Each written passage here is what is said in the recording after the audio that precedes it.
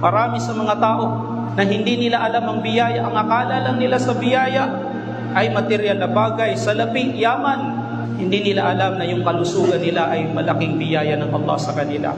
Yung mata nila ay malaking biyaya sa kanila ng Allah. Yung buhok sa mata nila, yung pilik mata nila ay malaking biyaya sa kanila ng Allah. Sapagkat kung wala yan ay hindi siya makakakita ng maayos. Yung kanyang pandinig, yung kanyang pananalita, anumang mayroon ka, yan ay dakilang biyaya sa iyo ng Allah na dapat mong makikilala kung sino ang nagbigay sa iyo niyan. At sa pamamagitan nito ay dadakilahin mo siya, alalahanin mo siya sa tuwina at sasambahin mo siya. Wa in ta'uddu ni'matallahi la tuhsuha. Kung inyong bibilangin ang mga biyaya sa inyo ng Allah, kailanman hindi nyo ito kayang bilangin, sabi ng Allah. Hindi mo kayang bilangin sapagkat buhos, napakarami. Alam taraw anna Allah khalaqa as-samawati wal ard wa asbagha alaykum ni'amahu zahiratan wa batinah.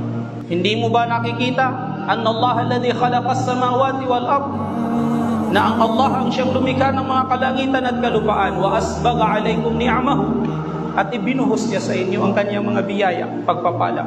Wa asbagha alaykum ni'amahu zahiratan wa batinah, maging ito man ay hayagan o lihim. Subalit, gaya ng nasabi natin, na ang tunay na makakakita lamang at makakakilala lamang sa mga biyaya sa kanya ng Allah subhanahu wa ta'ala ay yaong mga mananampalataya, sapagkat qalilun min ibadiya syakur, sabi ng Allah, mangilan-ilan lamang mula sa aking mga alipin ang nagpapasalamat ng biyaya.